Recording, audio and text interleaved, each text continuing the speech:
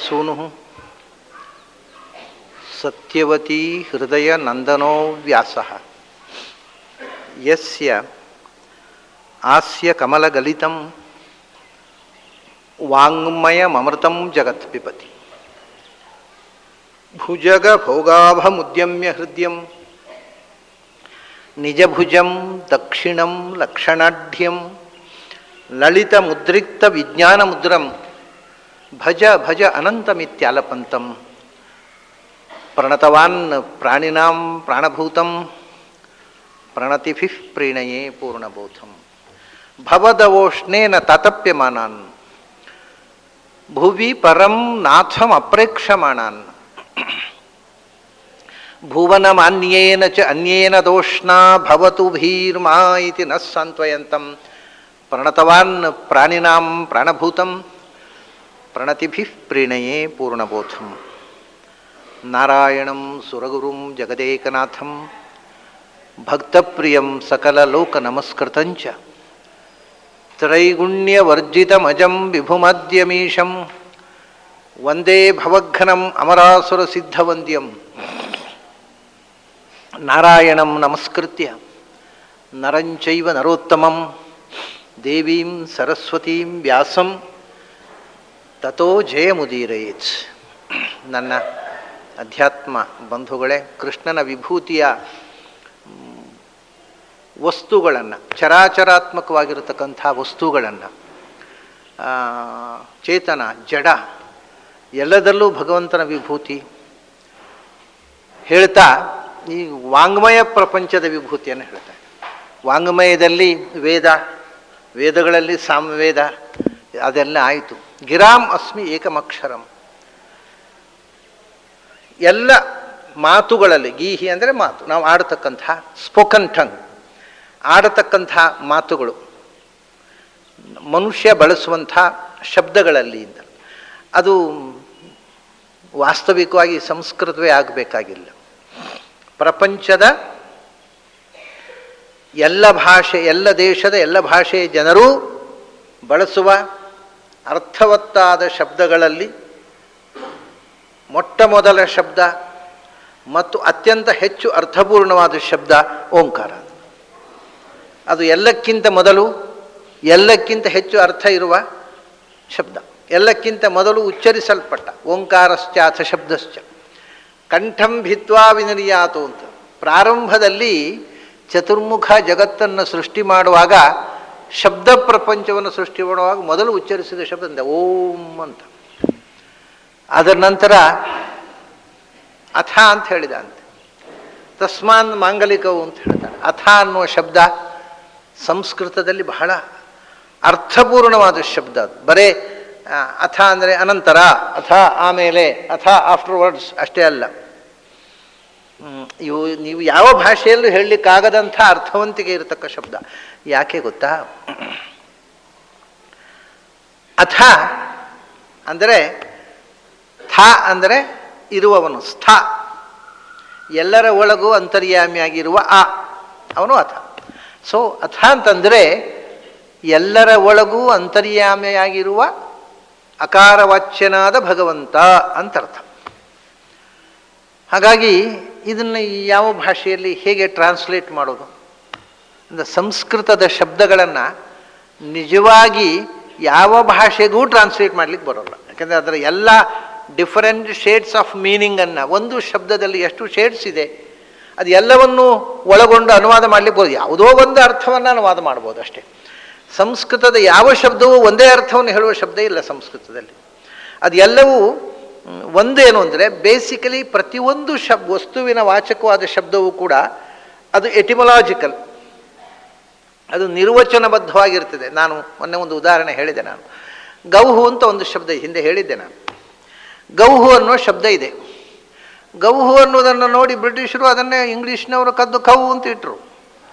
ಅದರ ಕವು ಅಂದರೆ ಕವು ಅಷ್ಟೇ, ಅದಕ್ಕೇನು ಅರ್ಥ ಇಲ್ಲ, ಎಟಿಮೊಲಾಜಿಕಲ್ ಮೀನಿಂಗ್ ಇಲ್ಲ. ಗೌಹು ಅನ್ನೋದಕ್ಕೆ ಒಂದು ಎಟಿಮೊಲಾಜಿಕಲ್ ಮೀನಿಂಗ್ ಇದೆ. ಅದನ್ನು ಗೌಹು ಅಂದರೆ ಗಚ್ಚತೀತಿ ಗೌಹು ಅಂತ.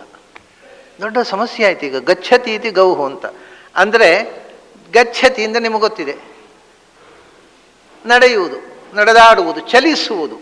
ಯಾವುದು ಚಲಿಸುತ್ತದೋ ಅದು ದನ ಅಂತ. ಇದು ಎಟಿಮಾಲಜಿಕಲ್ ಮೀನಿಂಗ್ ಹೇಗೆ ರೀ? ನಡೆಯುವಂಥದ್ದು, ವಾಕ್. ಹಾಗಾದರೆ ಮನುಷ್ಯನೂ ಗೋವಾಗಬೇಕು, ನಾಯಿಯೂ ಗೋವಾಗಬೇಕು, ಕುದುರೆಯೂ ಗೋವು. ಯಾಕಂದರೆ it walks, it moves. An animal that moves is ಗೌ.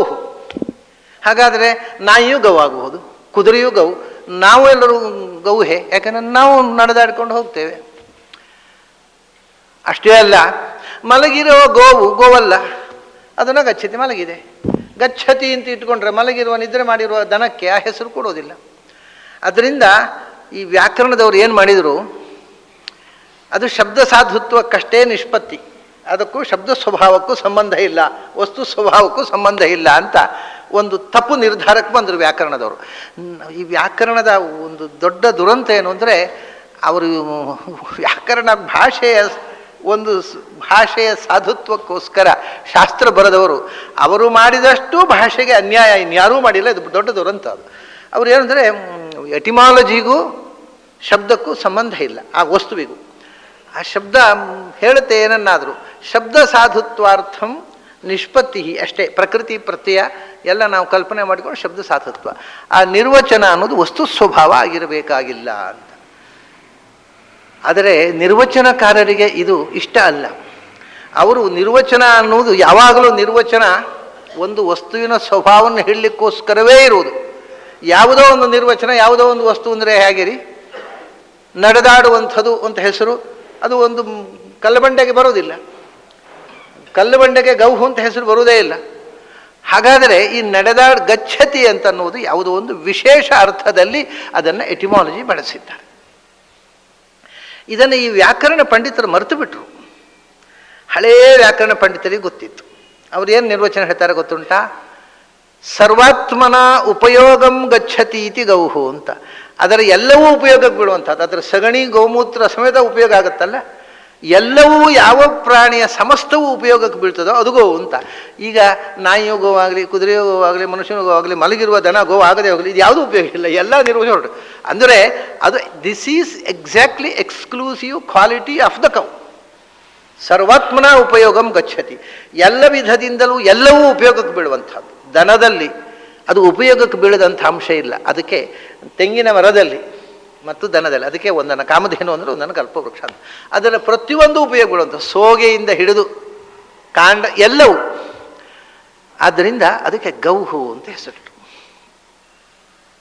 ಅದರ ಜೊತೆಗೆ ಹಾಗಾದರೆ ಸರ್ವಾತ್ಮನ ಉಪಯೋಗ ತೆಂಗಿನ ಮರ ಗೌಹು ಆಗ್ಬೋದಲ್ವ ನೀವು ಕೇಳ್ಬೋದು. ಈಗ ಒಂದೇನು ಅಂದರೆ, ಯೋಗ ನಿರ್ವಚನ ಅನ್ನುವಂಥದ್ದು ಅದರ ಸ್ವಭಾವ ಆಗಿರಬೇಕು, ಇನ್ನೊಂದರ ಸ್ವಭಾವ ಆಗಿರಬಾರದು ಅಂತಲ್ಲ.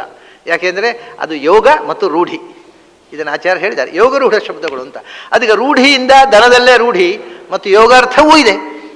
ಅಷ್ಟೇ ಅಲ್ಲ, ನೀವು ತೆಂಗಿನ ಮರ ಗೌಹಿ ಯಾಕಲ್ಲ ಅಂದರೆ ಅದರ ಗಚ್ಚತಿ ಅನ್ನೋದು ಚಲನಶೀಲ ಅನ್ನುವಂಥ ಅರ್ಥವೂ ಸೇರಿದೆ. ಸರ್ವಾತ್ಮನ ಉಪಯೋಗಂ ಗಚ್ಚತಿ ಸ್ವತಃ ಗಚ್ಚತಿ ಚ, ಅದು ತೆಂಗಿನ ಮರದಲ್ಲಿ ಇಲ್ಲ, ಅದು ಇದ್ದಲ್ಲೇ ಇರುವಂಥದ್ದು ಗಮನಶೀಲತ್ವ ಇಲ್ಲ. ಹೀಗೆ ಒಂದು ಶಬ್ದದ ಮೂಲವನ್ನು ನೀವು ಹುಡುಕ್ತಾ ಹೋದರೆ ಆ ಶಬ್ದದ ಆ ವಸ್ತುವಿನ ಸ್ವಭಾವವನ್ನು ನೇರವಾಗಿ ಆ ಶಬ್ದ ಹೇಳುತ್ತೆ. ಹಾಗೆ ಇದನ್ನು ಯಾಕೆ ಹೇಳಿದೆ ಅಂದರೆ, ಇದೆಲ್ಲ ಒಂದು ವಸ್ತುವಿನ ಸ್ವಭಾವವನ್ನು ಹೇಳ್ತಾ ಆ ವಸ್ತುವನ್ನು ನಿರ್ದೇಶ ಮಾಡುತ್ತೆ. ಅದು ಪ್ರಪಂಚದಲ್ಲಿ ಯಾವುದು, ಹಳೇ ಲ್ಯಾಟಿನ್ನಲ್ಲಿ ಸ್ವಲ್ಪ ಇದೆ ಅಂತ ಹೇಳ್ತಾರೆ, ಪ್ರಪಂಚದಲ್ಲಿ ಯಾವ ಭಾಷೆಯು ಸಂಸ್ಕೃತ ಬಿಟ್ಟರೆ ಯಾವ ಭಾಷೆಯು ಕೂಡ it is not based on etymology. Etymological ಆದ ಭಾಷೆ ಇಲ್ಲ. ಆದ್ದರಿಂದ ಸಂಸ್ಕೃತದ ಪ್ರತಿಯೊಂದು ಶಬ್ದವೂ ಎಟಿಮಾಲಜಿಕಲ್ ಆಗಿದ್ದಾಗ ಅದನ್ನು ಇನ್ನೊಂದು ಭಾಷೆಗೆ ಟ್ರಾನ್ಸ್ಲೇಟ್ ಮಾಡೋದು ಹೇಗೆ? ಎಟಿಮಾಲಜಿಕಲ್ ಲ್ಯಾಂಗ್ವೇಜೇ ಇಲ್ಲ. ಅದನ್ನ ಸಂಸ್ಕೃತದ ಮುಂದೆ ಅನುವಾದಕ್ಕೆ ಹೊರಟ್ರೆ ಪ್ರಪಂಚದ ಎಲ್ಲ ಭಾಷೆಗಳೂ ಸೋಲ್ತವೆ. ಮತ್ತು ಇಂಗ್ಲೀಷ್ ಅಂತೂ ಅತ್ಯಂತ ದುರ್ಬಲವಾದ ದರಿದ್ರ ಭಾಷೆ. ಅದು ಅಂಥ ಸುಂದರ ಭಾಷೆ ಕೂಡ ಅಲ್ಲ. ಅದರಲ್ಲಿ ಸ್ವಂತ ಶಬ್ದಗಳೂ ಕಡಿಮೆ. ಇದನ್ನು ಅನೇಕ ಬಾರಿ ಹೇಳಿದ್ದೀನಿ. ಯಾವುದೋ ಭಾಷೆಯಿಂದ ಕದ್ದ ಶಬ್ದಗಳಿರೋದು ಹೊರತು ಸ್ವಂತ ಶಬ್ದಗಳೇ ಕಡಿಮೆ ಅದರಲ್ಲಿರೋದು. ಅದರದ್ದೇ ಆದ ಶಬ್ದಗಳೂ ಇಲ್ಲ. ಮಹಾ ಕಳ್ಳರ ಭಾಷೆ ಅದು. ಅದು ಕಳ್ಳರಿಗೆ ಬಹಳ ಇಷ್ಟ ಆಗತ್ತೆ, ಯಾಕಂದರೆ ಅವರ ದಂಧೆಗೆ ಅನುಕೂಲ ಅಂತ. ಅದು ಎಲ್ಲ ಪ್ರಪಂಚದ ಎಲ್ಲ ಭಾಷೆಗಳಿಂದ ಶಬ್ದಗಳನ್ನು ಕದ್ದು ನಿರ್ಮಾಣಗೊಂಡ ಒಂದು ಕಳ್ಳ ಭಾಷೆ. ಅದರಲ್ಲಿ ಒರಿಜಿನಲ್ ಇಂಗ್ಲೀಷಿನದ್ದೇ ಆದ ಶಬ್ದಗಳು ಬಹಳ ಕಮ್ಮಿ ಇದ್ದಾವೆ. ಇದು ಇಂಗ್ಲೀಷ್ ಮಾತಾಡೋರಿಗೆ ಬಹಳ ಜನಕ್ಕೆ ಗೊತ್ತಿಲ್ಲ ಈ ವಿಷಯ. ಅದರಿಂದ ಅವ್ರಿಗೇನೋ ಕಾಲರ್ ಹಿಡ್ಕೊಂಡು ನಾವು ಇಂಗ್ಲೀಷು ಅಂತ ಹೀಗೆ ತಿರುಗಾಡ್ತಾರೆ. ಪಾಪ ಅವ್ರು ನೋಡೋ ಪಾಪ ಅಂತ ಕಾಣುತ್ತೆ. ಇಂಗ್ಲೀಷು ಭಾರತದವರು ಅನ್ನೋದು ಬರ್ತಾ ಹೋಗುತ್ತೆ ಕೆಲವರಿಗೆ. ನಾವು ಇಂಗ್ಲೀಷ್ ಮಾತಾಡೋದು ಅಂತ ಕಾಲರ್ ಮುಟ್ಟಿಬಿಟ್ರೆ ನಗೆ ಬಾಟಲು ಕೆಲವರು ಎಷ್ಟು ಅಸಹ್ಯ ಅಂದರೆ ಅವರು ಇಂಗ್ಲೀಷ್ ಪಾಂಡಿತ್ಯ ಅನ್ನೋದು ಈ ದೇಶಕ್ಕೆ ನಾಲ್ಕಾದ ವ್ಯಕ್ತಿಗಳನ್ನು ಮಾಡ್ತಾ ಇದೆ. ಒದರೇಚರವು ಬಹಳ ಜನಕ್ಕಿಲ್ಲ. ಸರಿ, ಸಂಸ್ಕೃತ ಅದು ಎಟಿಮಲಾಜಿಕಲ್ ಆಗಿರತಕ್ಕಂಥ ಒಂದು ಭಾಷೆ. ಎಲ್ಲ ತುಂಬ ಇದೆ. ನಾನು ಅನೇಕ ಬಾರಿ ನೋಡಿ, ಚಕ್ಷುಹು ಅಂತ ಅನ್ನುವ ಶಬ್ದ. ಚಕ್ಷುಹು ಅಂದರೆ ಕಣ್ಣು ಅಂತ. ಅಲ್ಲ, ಕಣ್ಣು ಅಂದರೆ ಏನು? ಕಣ್ಣು ಅಂದರೆ ಕಣ್ಣು ಅಷ್ಟೇ.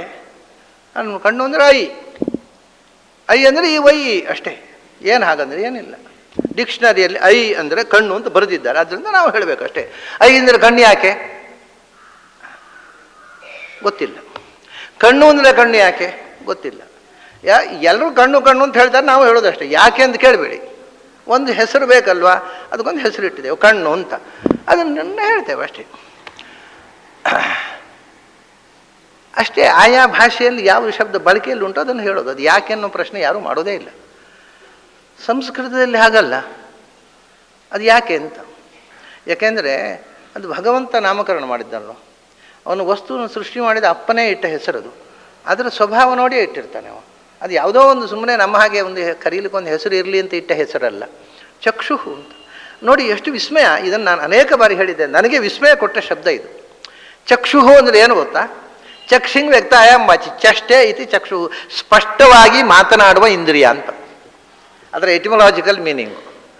ಆದರೆ ಬಾಯ ಕಣ್ಣು ಸ್ಪಷ್ಟವಾಗಿ ಮಾತನಾಡೋದು ಯಾವುದು? ಬಾಯಲ್ಲ, ಕಣ್ಣು. ಯಾಕೆಂದರೆ ಬಾಯಲ್ಲಿ ನಾವು ವಿಷಯ ಮುಚ್ಚಿಟ್ಟು ಆರೋಗ್ಯವ ಎಲ್ಲ ನೆಟ್ಟಗಿರೋದಿಲ್ಲ ಒಳಗೆ, ಎಲ್ಲ ನೆಟ್ಟಗೆ ಆರೋಗ್ಯ ಎಲ್ಲ ಚೆನ್ನಾಗಿದ್ದೇವೆ ಅಂತ ಹೇಳ್ತೇವೆ. ಅವನ ಕಣ್ಣು ನೋಡಿದರೆ ಗೊತ್ತಾಗುತ್ತೆ ಆರೋಗ್ಯ ಇಲ್ಲ ಅಂತ. ಸುಮ್ಮನೆ ಆರೋಗ್ಯ ಅಂತ ಬಾಯಲ್ಲಿ ಹೇಳ್ತಾನೆ ಅಂತೇವೆ. ಸೊ ಬಾಯಿ ಸುಳ್ಳು ಹೇಳಬಹುದು, ಕಣ್ಣು ಸುಳ್ಳು ಹೇಳೋಲ್ಲ. ಮತ್ತು ಬಾಯಲ್ಲಿ ಹೇಳಲಿಕ್ಕಾಗದ ಸಂಗತಿಗಳನ್ನು ಹುಡುಗರು ಹುಡುಗಿಯರು ಕಮ್ಯುನಿಕೇಟ್ ಮಾಡೋದು ಕಣ್ಣಿನ ಮೂಲಕವೇ. ಅದು ಬಾಯಲ್ಲಿ ಹೇಳಲಿಕ್ಕೆ ಆಗೋದಿಲ್ಲ, ಕಣ್ಣಿನಿಂದ ಹೇಳಲಿಕ್ಕಾಗತ್ತೆ. ಹಾಗಾಗಿ ಚಕ್ಷುಸ್ ಇಸ್ ಮೋಸ್ಟ್ ಕಮ್ಯುನಿಕೇಟಿವ್ ಆರ್ಗನ್ ಅಂತ. ಇದು ಯಾವ ಭಾಷೆಯಲ್ಲಿದೆ ರೀ ಈ ಸೊಗಸು? ಚಕ್ಷುಹು ಅಂದರೆ ನಮ್ಮ ಹೃದಯದ ಭಾವನೆಗಳನ್ನು ಸ್ಪಷ್ಟವಾಗಿ ಇನ್ನೊಬ್ಬರಿಗೆ ಹೇಳುವ ಇಂದ್ರಿಯ. ಕಣ್ಣು ಬಿಟ್ಟು ಇನ್ಯಾವುದಿದೆ ಹೇಳಿ? ಇದು ನನಗೆ ಚಕ್ಷುಸ್ ಅನ್ನೋ ಒಂದು ಶಬ್ದವೇ ಥ್ರಿಲ್ ಮಾಡಿಬಿಟ್ಟಿದೆ. ಇದು ಸಂಸ್ಕೃತ ಭಾಷೆಯಲ್ಲಿರುವಂಥ ಸೊಗಸು. ಪ್ರಪಂಚದ ಯಾವ ಭಾಷೆಯಲ್ಲಿದೆ ಹೇಳಿ ಈ ಸೌಕರ್ಯ, ಈ ಸೊಗಸು? ಒಂದು ಭಾಷೆ ಅದು ಒಂದು ಶಬ್ದದಿಂದ ಕೊಡ್ತಕ್ಕಂಥ ಎಟಿಮಾಲಜಿ, ಅದರಿಂದ ಒಂದು ಹೊಸ ಪ್ರಪಂಚವನ್ನು ತೆರೆದು ನಿಲ್ಲತಕ್ಕಂಥ ಒಂದು ಚೆಲುವು ಪ್ರಪಂಚದ ಯಾವ ಭಾಷೆಯಲ್ಲೂ ಇಲ್ಲ. ಹಾಗಾಗಿ ಅಲ್ಲ, ಎಷ್ಟು ಒಂದು ಇತಿಹಾಸವನ್ನು ಹೇಳುತ್ತೆ, ಒಂದು ಸಂಸ್ಕೃತಿಯನ್ನು. ಗಂಡನ ತಮ್ಮನಿಗೆ ನಾವು ಏನು ಮೈದುನ ಅಂತಾರೆ. ಅದಕ್ಕೆ ಸಂಸ್ಕೃತದಲ್ಲಿ ದೇವರು ಅಥವಾ ದೇವರ ಅಂತ ಹೆಸರು. ಅದೇ ಕೊಂಕಣಿಯಲ್ಲಿ ದೇವರು ಅಂತ ಹೇಳ್ತಾರೆ, ದೇವರು ಅಂತ ಹೇಳ್ತಾರೆ. ಕೊಂಕಣಿಯಲ್ಲಿ ದೇವರು ಅಂತ ಹೇಳ್ತಾರೆ, ಸಂಸ್ಕೃತದಲ್ಲಿ ದೇವರ ಅಥವಾ ದೇವರ ಎಲ್ಲ ಶಬ್ದ ಇದೆ. ದೇವರ ಅಂದರೆ ಕೇಳಿದರೆ ಗಾಬರಿ ಆಗ್ಬೋದು ನಿಮಗೆ. ಒಂದು ಕಾಲದಲ್ಲಿ ಈ ದೇಶದಲ್ಲಿ ಏನು ಸಂಪ್ರದಾಯ ಇತ್ತು ಅಂತಂದರೆ, ಗಂಡ ಸಂತಾನ ಆಗುವ ಮುಂಚೆ ತೀರಿಕೊಂಡ್ರೆ ಹೆಣ್ಣು ತಾನು ಭೂಮಿಗೆ ಬಂದದ್ದಕ್ಕೆ ಒಂದು ಸಂತಾನವನ್ನು ಕೊಟ್ಟು ಹೋಗಬೇಕು. ಆದ್ದರಿಂದ ಸಂತಾನ ಆಗುವ ಮುಂಚೆ ಗಂಡ ಸತ್ತರೆ ಗಂಡನ ತಮ್ಮನಿಂದ ನಿಯೋಗ ಪದ್ಧತಿಯಿಂದ ಒಂದು ಸಂತಾನ ಪಡೀಬೇಕು ಅಂತ ಬಹಳ ಹಿಂದೆ ಇದ್ದ ಒಂದು ಇತಿಹಾಸ. ಈ ಇತಿಹಾಸ ಆ ಶಬ್ದದಲ್ಲಿ ಉಳಿದು ಹೋಗಿದೆ. ದೇವರ ಅಂದರೆ ಎರಡನೇ ಗಂಡ ಅಂತ. ಅಂದರೆ ಗಂಡ ಸಂತಾನ ಇರದೆ ಸತ್ತರೆ ಯಾರಿಂದ ನಾವು ಸಂತಾನ ಪಡಿಬೇಕು ಅವನು ಎರಡನೇ ಗಂಡ, ಸಬ್ಸ್ಟಿಟ್ಯೂಟ್ ಸ್ಟೆಪ್ನಿ ಅಂತ. ಆ ಶಬ್ದ ಇವತ್ತೂ ಕೂಡ ಅದೇ ಶಬ್ದವನ್ನು ಬಳಸ್ತಾರೆ, ಆದರೆ ಅವನಿಗೆ ಆ ರೈಟ್ ಇಲ್ಲ. ಈಗ ಹಿಂದೆ ಇತ್ತು, ಆ ಶಬ್ದ ಉಳಿದು ಹೋಗಿದೆ. ಹೀಗೆ ಇತಿಹಾಸದ ಅನೇಕ ನಮ್ಮ ಸಾಂಸ್ಕೃತಿಕ ಪರಂಪರೆಯ ಇತಿಹಾಸವನ್ನು ಹೇಳುತ್ತೆ ಶಬ್ದ, ಅದರ ಎಟಿಮಾಲಜಿ. ಇದು ಬಹಳ ಆಶ್ಚರ್ಯ ಏನು ಅಂದರೆ, ಯಹೂದ್ಯರಲ್ಲಿ ಈ ಸಂಪ್ರದಾಯ ಇದೆ, ಜ್ಯೂಸ್. ಅವರಲ್ಲಿ ಪ್ರಾಯ ಈಗ ಬಿಟ್ಟಿದ್ದಾರೇನೋ, ಮೊನ್ನೆವರೆಗೆ ಈ ಸಂಪ್ರದಾಯ ಇತ್ತು. ಏನು ಅಂದರೆ, ಅತ್ತಿಗೆಯನ್ನು ಮೈದುನ, ನಮ್ಮ ಹಾಗಲ್ಲ, ಸಂತಾನ ಅಲ್ಲ, ಅತ್ತಿಗೆಯನ್ನು ಮೈದುನ ಮದುವೆ ಮಾಡಿಕೊಳ್ಳಲೇಬೇಕು, ಅವರ ರಿಚುವಲ್ ಅದು. ಅದು ಈ ಯಹೂದ್ಯರಲ್ಲಿ ಆ ಸಂಪ್ರದಾಯ ಮೊನ್ನೆವರೆಗೆ ಇತ್ತು. ಅದು ಎಲ್ಲಿ ತನಕ ಅಂದರೆ ಅತ್ತಿಗೆ ನನಗಿಷ್ಟ ಇಲ್ಲಪ್ಪ ಇವನ್ನ ಮದುವೆ ಆಗೋದು ಅಂತ ಹೇಳಿದ್ರು ಸಮಾಜ ಬಿಡ್ತಿರ್ಲಿಲ್ಲ. ಅದು ಧರ್ಮ ಮಾಡ್ಕೊ ಅಂತ. ಯಾವುದು ಧರ್ಮ ಯಾವುದು ಅಧರ್ಮ ಅಂತ ಜನ ತೀರ್ಮಾನ ಮಾಡಿದ್ದೆ ನೋಡಿ. ಯಾವುದು ಅಧರ್ಮವೂ ಆಗ್ಬೋದು, ಧರ್ಮವೂ ಆಗ್ಬೋದು. ಹೀಗೆ ಶಬ್ದ ಒಂದು ಇತಿಹಾಸವನ್ನು ಹೇಳುತ್ತೆ. ಹಾಗೆ ಶಾಸ್ತ್ರಕಾರರು ಹೇಳಿದರು, ಓಂಕಾರ ಅನ್ನೋದು ಪ್ರಪಂಚದ ಮೂಲಭೂತ ಇತಿಹಾಸವನ್ನು ಹೇಳ್ತಕ್ಕಂಥ ಶಬ್ದ. ಅದು ಈ ಬರೇ ವೈದಿಕರಿಗಲ್ಲ. ಯೋಚನೆ ಮಾಡಿ, ಬಹಳ ಆಶ್ಚರ್ಯ ಅಂದರೆ ಓಂ ಅನ್ನೋದು ಜೈನರಿಗೆ ಓಂಕಾರ ಬೀಜಾಕ್ಷರ. ಅವರೇನು ವೇದವನ್ನು ಪ್ರಮಾಣ ಅಂತ ಒಪ್ಪುವುದಿಲ್ಲ, ವೇದ ಮಂತ್ರಗಳನ್ನು ಹೇಳುವುದಿಲ್ಲ. ಆದರೆ ಓಂಕಾರ ಬೇಕು ಅವರಿಗೆ. ನಮೋ ಅರ್ಹಂತಾಣಂ, ಓಂ ನಮೋ ಅರ್ಹಂತಾಣಂ, ಓಂ ನಮೋ ಸಿದ್ಧಾಣಂ, ಓಂ ನಮೋ ಲೋಯೇ ಸವ ಸಾಹುಣಂ. ಓಂ ಬಿಡೋಲ್ಲ ಅವರು. ಉಳಿದ ಮಂತ್ರಗಳೆಲ್ಲ ನಮ್ಮದು ಪ್ರಾಕೃತಲ್ಲೇ. ನಮೋ ಅರಿಹಂತಾಣಂ, ನಮೋ ಆಯರ್ಯಾಣಂ, ನಮೋ ಸಿದ್ಧಾಣಂ, ನಮೋ ಲೋಯೇ ಸವ ಸಾಹುಣಂ. ನಮ್ಮ ಮಂತ್ರ ಅದು, ನಿಮ್ಮ ಮಂತ್ರ ಹೇಳೋಲ್ಲ ಅಂತಾರೆ ಅವರು. ಆದರೆ ಓಂಕಾರ ಬೇಕು ನಮಗೆ. ಓಂ ಅನ್ನೋದು ಬೀಜಾಕ್ಷರ. ಬೌದ್ಧರ ಹತ್ರ ಹೋಗ್ರಿ, ನಾವು ವೇದ ಒಪ್ಪೋದಿಲ್ರಿ, ಅದೆಲ್ಲ ನಿಮ್ಮದು, ನಮಗೆ ಬೇಡ. ಮತ್ತು ಹಾಗಾದ್ರೆ ವೇದದ ಬೀಜಾಕ್ಷರ ಅದು ಬೇಕು. ಅವ್ರದ್ದು ಮೂಲ ಮಂತ್ರ ಯಾವುದು ನೋಡ? ಓಂ. ಅವರ ಅಷ್ಟಾಕ್ಷರ ಅಲ್ಲ, ಅದು ಅವ್ರದ್ದು ಪಂಚಾಕ್ಷರ. ಓಂ ಮಣಿಪದ್ಮೇ ಅವ್ರ ಪಂಚಾಕ್ಷರ. ಓಂಕಾರ ಬಿಟ್ಟು ಮಂತ್ರ ಇಲ್ಲ ಅವರಿಗೆ. ಸೊ ಬೌದ್ಧರಿಗೆ ಓಂಕಾರ ಬೇಕು. ಆಮೇಲೆ ಈ ಇಂಗ್ಲೀಷ್ನಲ್ಲಿ ಒಂದು ಓಮ್ನಿ ಪ್ರೆಸೆಂಟು, ಓಮ್ನಿ ಬಸ್ಸು ಅಂತೆಲ್ಲ ಉಂಟಲ್ಲ. ಈ ಓಮ್ನಿ ಎಲ್ಲಿಂದ ಬಂದದ್ದು? ಅದು ಓಮ್ನಿಂದ ಬಂದದ್ದು. ಓಮೆನ್ ಯಾವುದರಿಂದ ಬಂದದ್ದು? ಓಮ್ನಿಂದಲೇ. ಹೀಗೆ ಪೂರ್ವ ಪಶ್ಚಿಮಗಳಲ್ಲಿ ಎಲ್ಲರನ್ನೂ ಆವರಿಸಿಕೊಂಡು ಎಲ್ಲ ಬಹಳ ಆದಿಯಿಂದ ಅಂದರೂ ಅನಾದಿಯಿಂದ ಅಂದರೂ ಒಂದೇ ಅರ್ಥ ಸಂಸ್ಕೃತದಲ್ಲಿ. ಅನಾದಿಯಿಂದ ಓಂಕಾರ ಅನ್ನೋದು ನಮ್ಮ ತಲೆಯಲ್ಲಿ ಬಹಳ ಗಾಢವಾದ ಪ್ರಭಾವ ಮಾಡಿದ ಅಕ್ಷರ. ಯಾಕೆ ಅಂದರೆ ಓಂಕಾರ ಅಂದರೆ ಏನು? ಅದನ್ನು ಅಂದರೆ ಏಕಂ ಅಕ್ಷರಂ, ಅದು ಒಂದು ಅಕ್ಷರ ಪ್ರಪಂಚದ ಎಲ್ಲ ಸಂಗತಿಯನ್ನು ಹೇಳಬೇಕು. ಅದು ಓಂಕಾರ. ಅವನು ಯೋಚನೆ ಮಾಡಿದರು ನೋಡಿ. ಈ ಓಂಕಾರದ ಒಂದು ಕೆಲವು ಮುಖಗಳನ್ನು ನೋಡೋಣ. ಇಂಥ ಅವಕಾಶ ಬಂದಾಗ ನಾವು ಕಳ್ಕೊಳ್ಬಾರ್ದು. ಏನು ಹೇಳಿದೆ ಮಾತುಗಳಲ್ಲಿ ಓಂಕಾರ ಅಂಥೇಳಿ ಮುಂದಿನ ಶ್ಲೋಕಕ್ಕೆ ಹೋಗಬಹುದು ನಾನು. ಅಲ್ಲಿ ವಿಷಯ ಗಿರಾಮಸ್ಮಿ ಏಕಮಕ್ಷರಂ, ಒಂದೇ ಅಕ್ಷರದ ಮಂತ್ರ ಓಂಕಾರ, ಶಬ್ದಗಳಲ್ಲೇ ಶ್ರೇಷ್ಠ. ಅದರ ನಂತರ ನೆಕ್ಸ್ಟ್ ಮುಂದಕ್ಕೆ ಹೋಗ್ಬೋದು. ಯಜ್ಞಾನಾಂ ಜಪಯಜ್ಜೋಸ್ಮಿ. ಆಮೇಲೆ ಅದೇ ಆ ಓಂಕಾರದ ಜಪವೇ ಜಪಗಳಲ್ಲಿ ಶ್ರೇಷ್ಠ. ಅಲ್ಲಿ ಮುಂದಿನ ಶ್ಲೋಕದ ಅರ್ಥವಾಯಿತು. ಈ ಒಂದೇ ದಿವಸದಲ್ಲಿ ಇಡೀ ಅಧ್ಯಾಯ ಮುಗಿಸ್ಬಿಡ್ಬಹುದು. ಆದರೆ ಓಂಕಾರಕ್ಕೆ ಇಷ್ಟು ಮಹತ್ವ ಕೃಷ್ಣ ಯಾಕೆ ಕೊಟ್ಟ? ಈಗ ನಮಗೇನದು ಅದು ವಿಭೂತಿ ಅಂತ ಹೇಳ್ತಾರೆ. ಪ್ರತಿಯೊಂದರಲ್ಲಿ ಅದರ ಇನ್ನು ಎಲ್ಲಿಯೂ ಇಲ್ಲದ ಒಂದು ವಿಶಿಷ್ಟ ಇದ್ದ ವಸ್ತುವಿಗೆ ಕೃಷ್ಣ ಅದನ್ನು ನನ್ನ ವಿಭೂತಿ ಅಂತಾನೆ. ಅದರಲ್ಲಿ ಅಂಥ ವೈಶಿಷ್ಟ್ಯ. ಕೃಷ್ಣ ಏನು ಅಂಥ ಅಸಾಧಾರಣ ವೈಶಿಷ್ಟ್ಯವನ್ನು ಓಂಕಾರದಲ್ಲಿ ಇಟ್ಟ ಅನ್ನೋದನ್ನು ಸ್ವಲ್ಪ ತಿಳ್ಕೊಂಡ್ರೆ ನಮಗೂ ಒಂದು ಓಂಕಾರದ ಕೆಲವರಿಗೆ ನೋಡಿ ಬಹಳ ಗೊಂದಲದ ಶಬ್ದ ಅದು. ಗಂಡಸರಿಗೆ ಓಂಕಾರ ಹೇಳಲಿಕ್ಕೆ ರಗಳೆ, ಹೆಂಗಸರಿಗೆ ನಾವು ಯಾಕೆ ಓಂಕಾರ ಹೇಳಬಾರ್ದು ಅಂತ ರಗಳೆ. ಅವು ಕೆಲವರು ಹೇಳುವುದನ್ನು ಬಿಟ್ಟರೆ ಸಾಕು ಅಂತಾಗಿದೆ, ಕೆಲವರಿಗೆ ಹೇಳಿ ಶುರು ಮಾಡಿದರೆ ಸಾಕು ಅಂತ.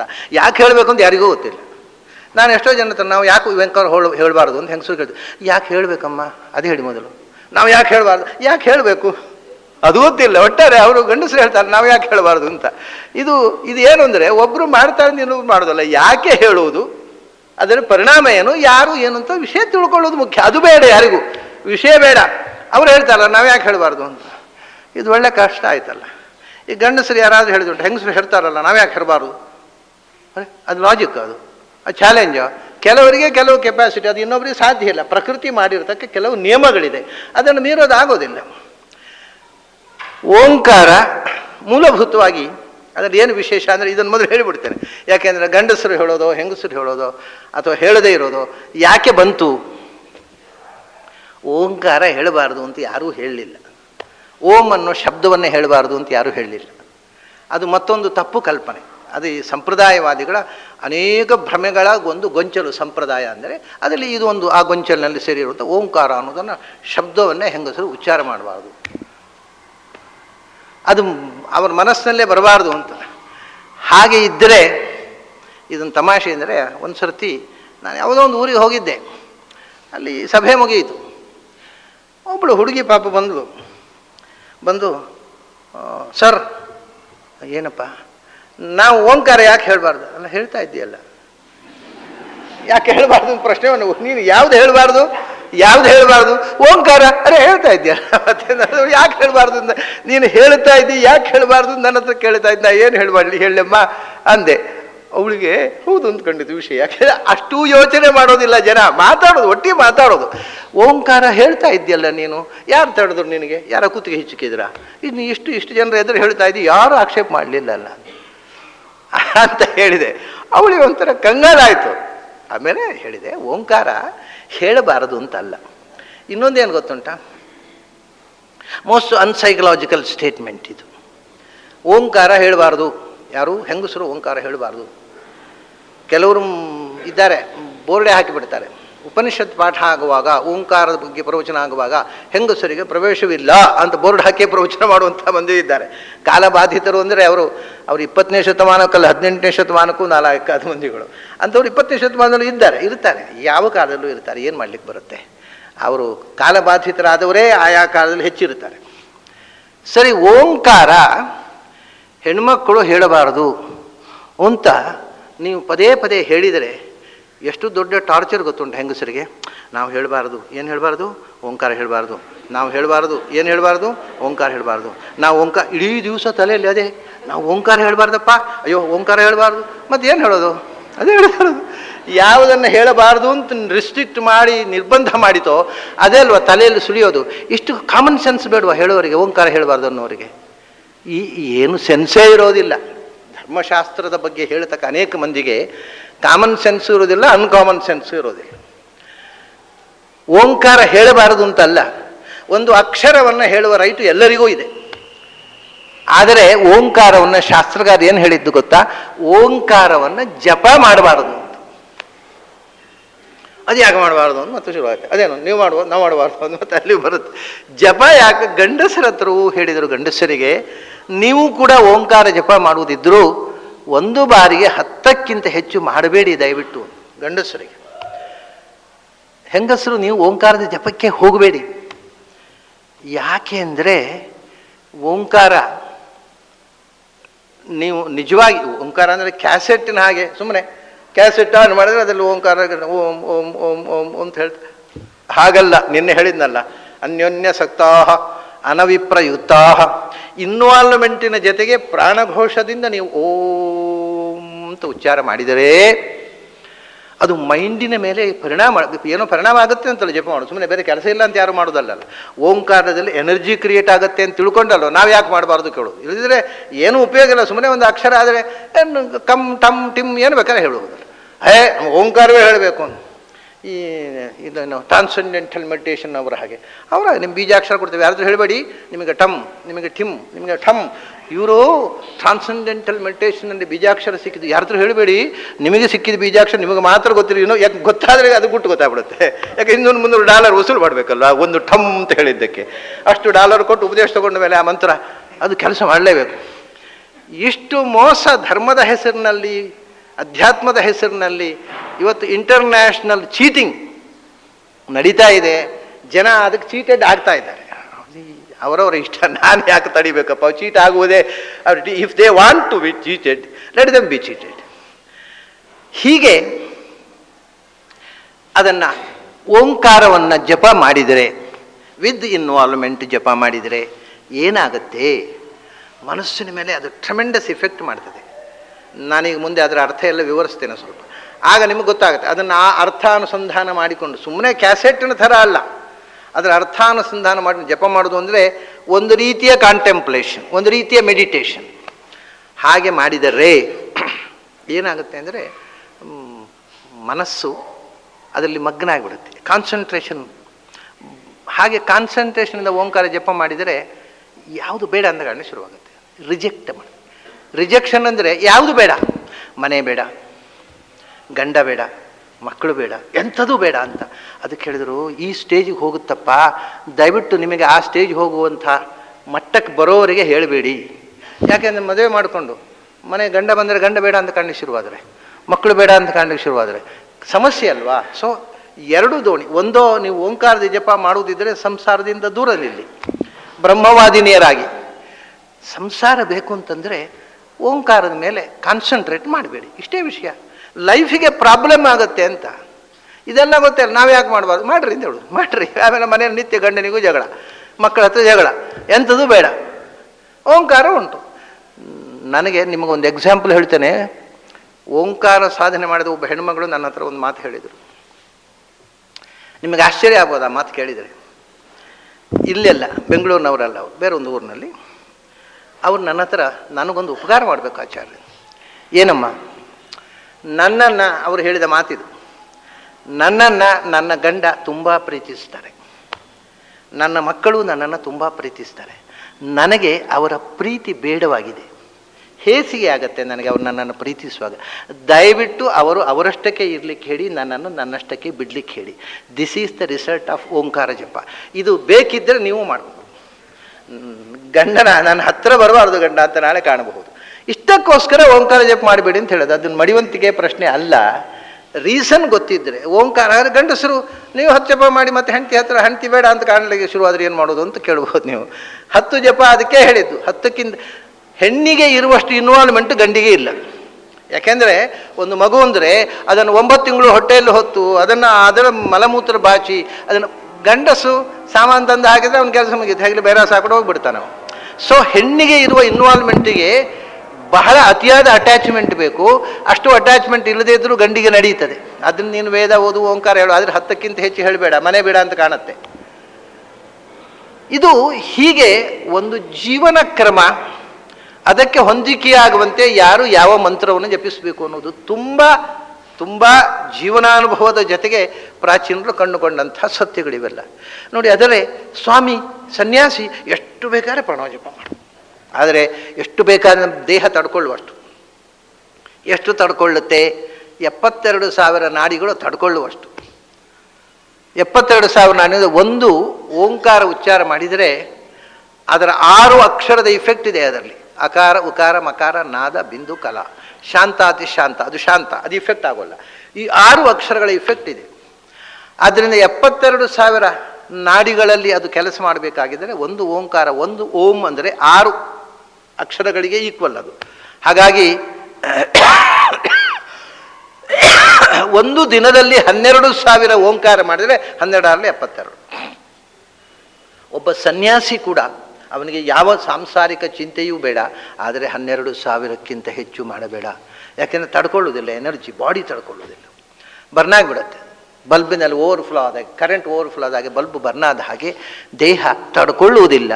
ಅದನ್ನು ಒಬ್ಬ ಸನ್ಯಾಸಿ, ಒಬ್ಬ ಗೃಹಸ್ಥ ಮ್ಯಾಕ್ಸಿಮಮ್ ಅಂದರೆ 10, ಒಬ್ಬ ಸನ್ಯಾಸಿ ಮ್ಯಾಕ್ಸಿಮಮ್ ಅಂದರೆ 12,000. ಎಷ್ಟು ಅಂತರ ನೋಡಿ.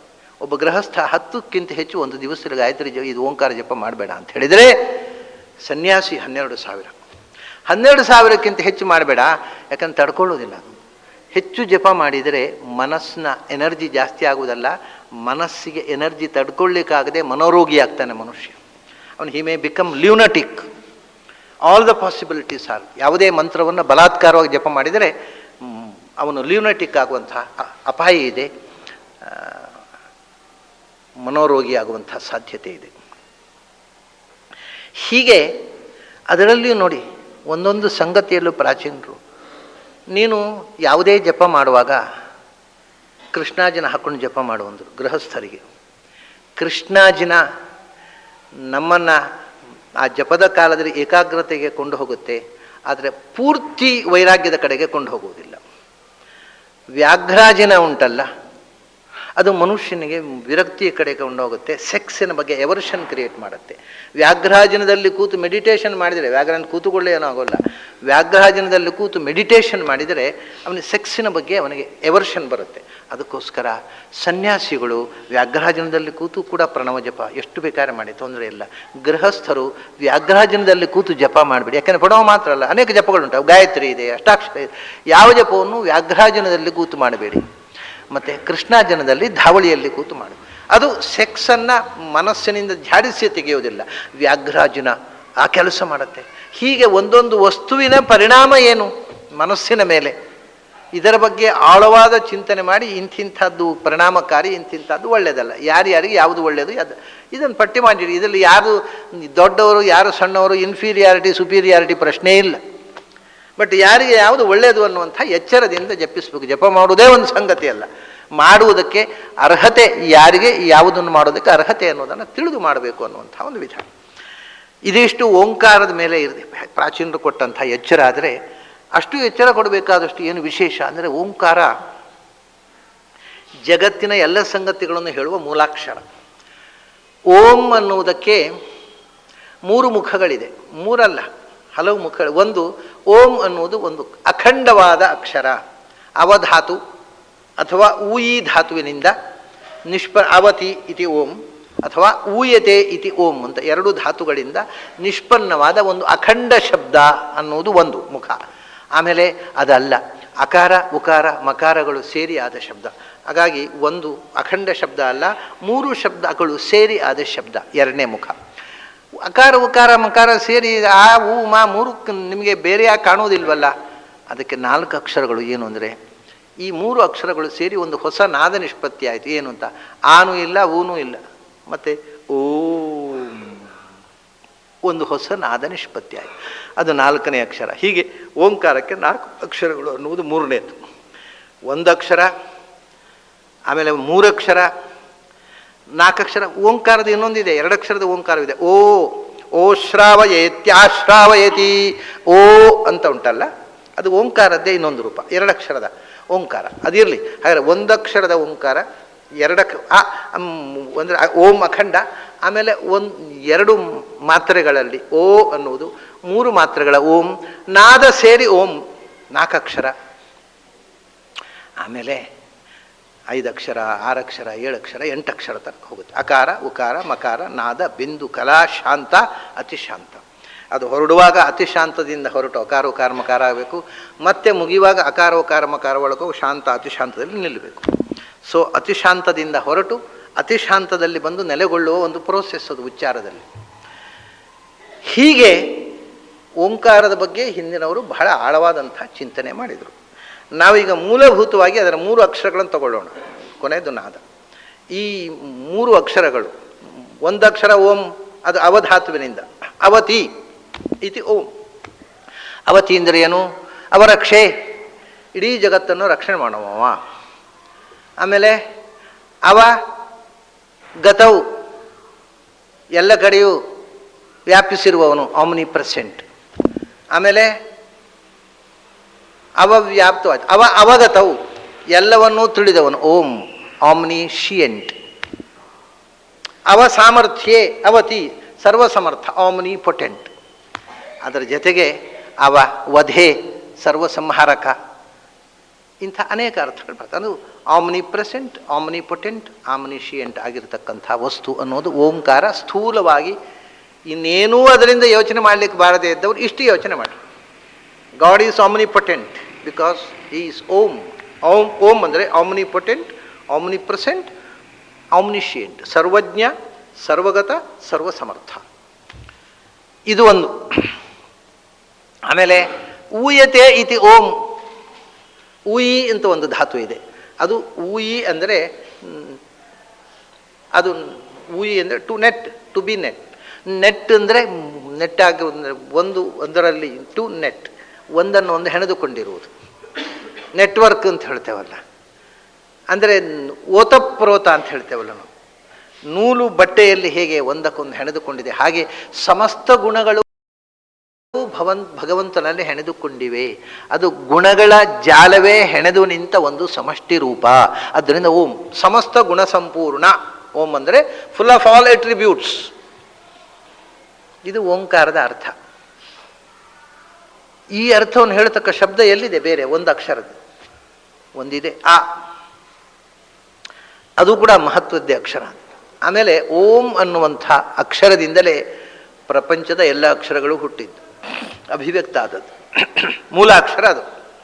ಸರಿ, ಅದನ್ನು ಈಗ 3 ತುಂಡು ಮಾಡೋಣ. ಆ ಉ ಮಾ.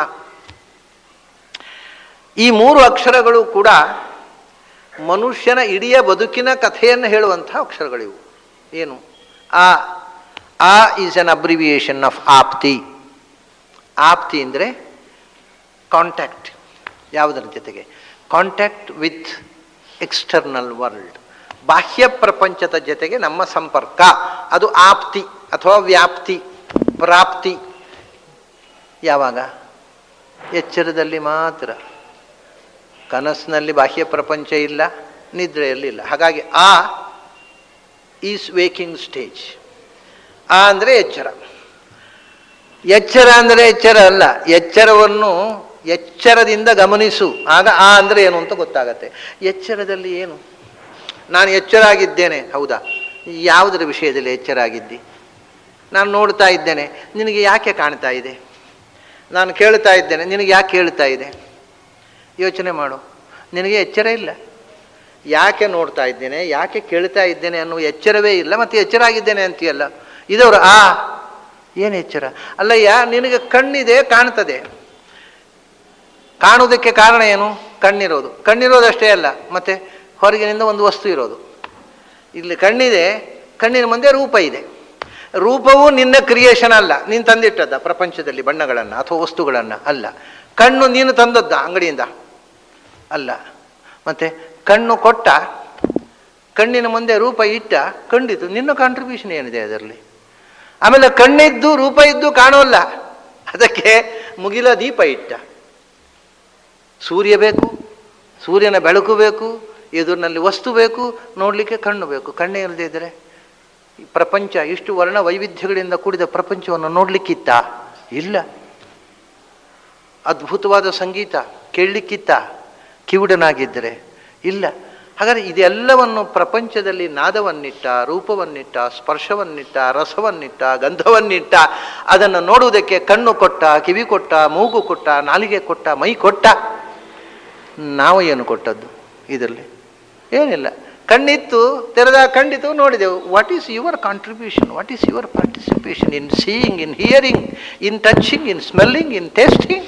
ನಥಿಂಗ್. ಅದಕ್ಕೆ ಎಚ್ಚರದಲ್ಲಿ ನಿನಗೆ ಪಾತ್ರ ಏನು? ಏನೂ ಇಲ್ಲ. ಆ ಎಚ್ಚರವೇ ಇರಲಿಲ್ಲ ನಿನಗೆ. ಮತ್ತೆ ಎಚ್ಚರ ಇದೆ, ಎಚ್ಚರ ಇದೆ, ನೀನು ಪರಾರುದ್ಧಗಳು. ಎಚ್ಚರವನ್ನು ನಿಯಂತ್ರಿಸುವ ಭಗವಂತನೇ ಅವನೇ ಎಚ್ಚರ. ನಿನ್ನನ್ನು ಎಚ್ಚರ ಮಾಡಿದ, ಎಚ್ಚರ ಆಯಿತು, ಕಣ್ಣು ತೆರೆದಿ, ಕಂಡಿತು, ನೋಡಿದಿ, ಅಷ್ಟೇ.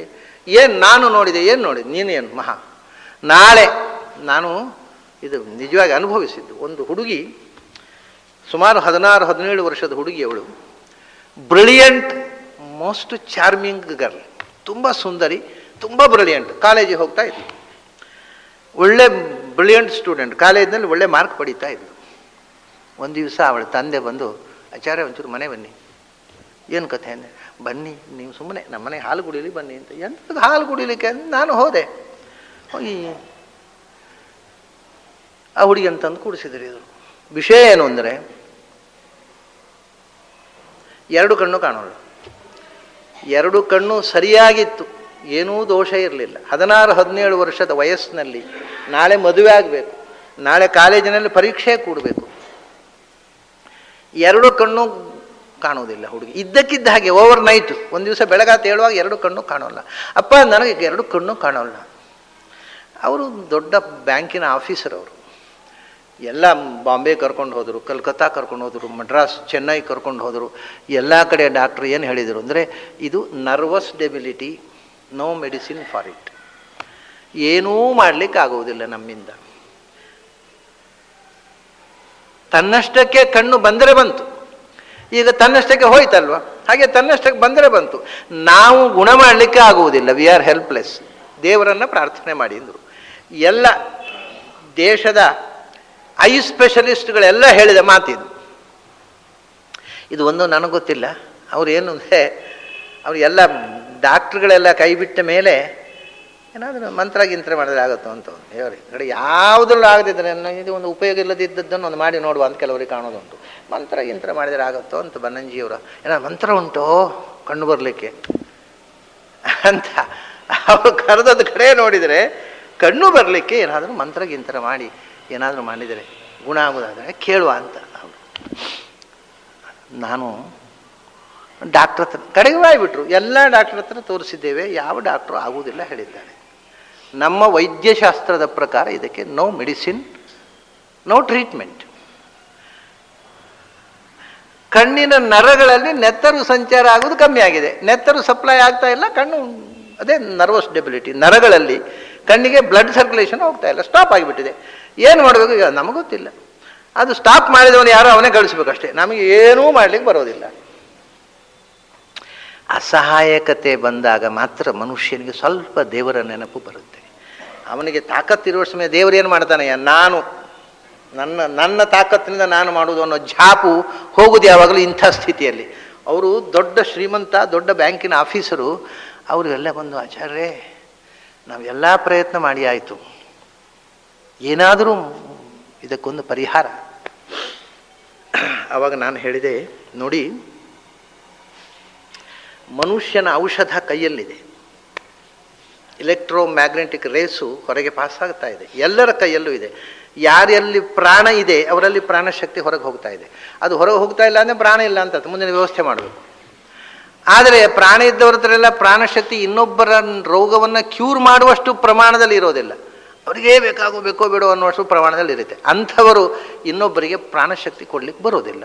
ಬಟ್ ನಮ್ಮಲ್ಲಿ ಪ್ರಾಣಶಕ್ತಿ ಪೂರ್ಣ ಪ್ರಮಾಣದಲ್ಲಿದ್ದರೆ ಅದನ್ನು ಇನ್ನೊಬ್ಬರಿಗೆ ಸಪ್ಲೈ ಮಾಡ್ಬೋದು. ಇದನ್ನೇ ಟಚ್ ಹೀಲ್ ಅಂತ ಹೇಳೋದು. It's most scientific touch heal. ಇನ್ನೊಬ್ಬರಿಗೆ ಪ್ರಾಣಶಕ್ತಿ ಕೊಡಬಹುದು.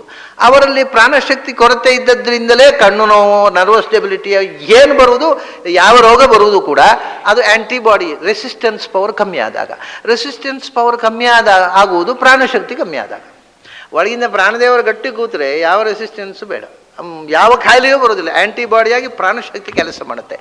ಪ್ರಾಣಶಕ್ತಿ ಕಮ್ಮಿ ಆದಾಗ ರೋಗಗಳು ಅಟ್ಯಾಕ್ ಆಗೋದು, ಎಲ್ಲ ಡೆಬಿಲಿಟಿಗಳು. ಅದರಿಂದ ಹೇಳಿದೆ, ಇದಕ್ಕೆ ಒಂದೇ ಒಂದು ಅಂದರೆ ಇದು ಅದರಿಂದ ದೇಹದಿಂದ ನಾವೇನು ಶಕ್ತಿಪಾತ ಉಂಟಲ್ಲ, ಇದು ಸೈಂಟಿಫಿಕ್.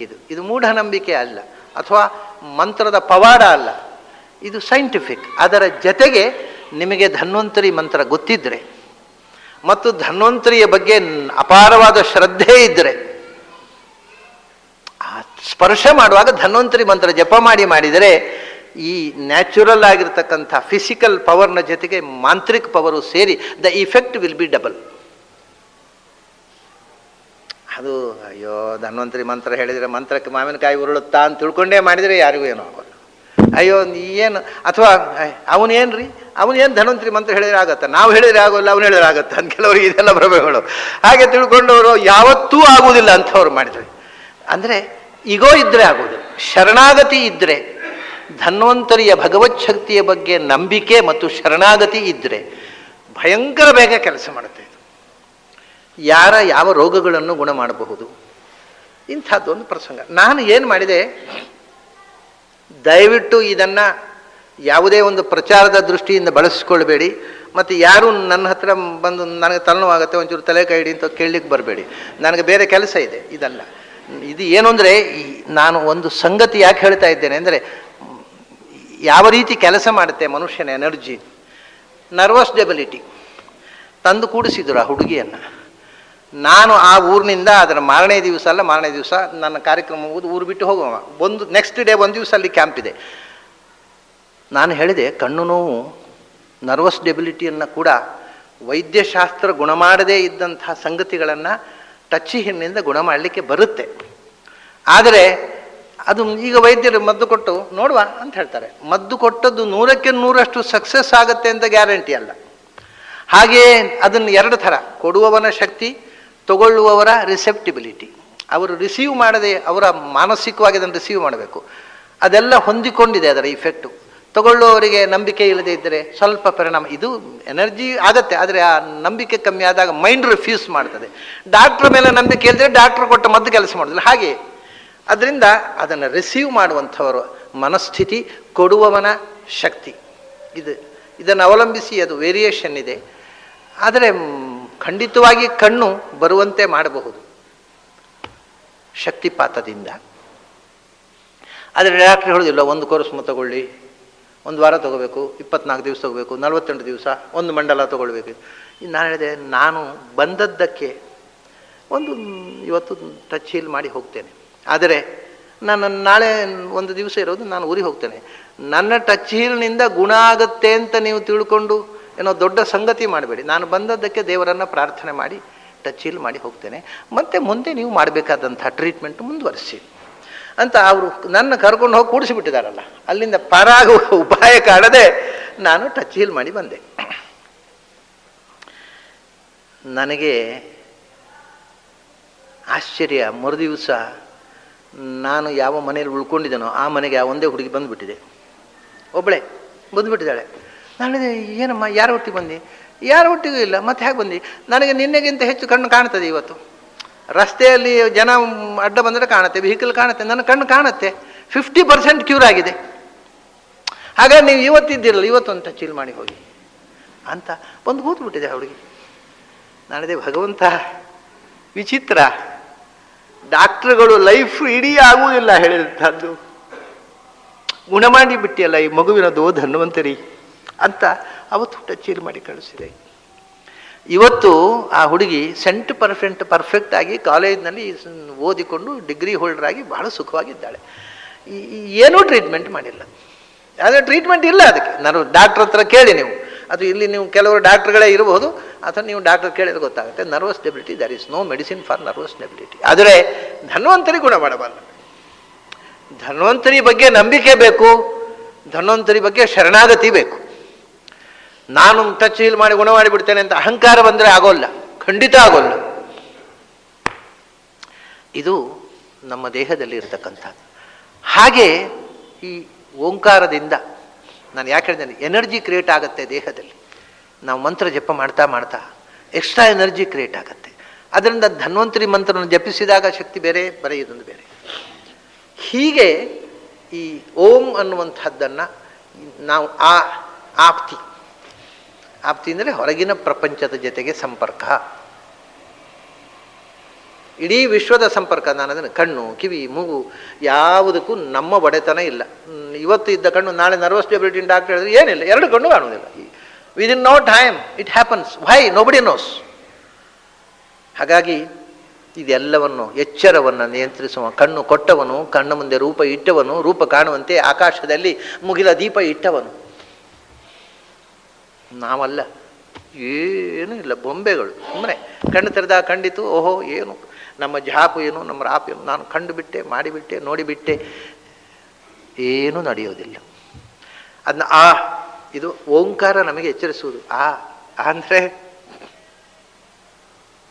ನೀನಲ್ಲ, ಅವನು.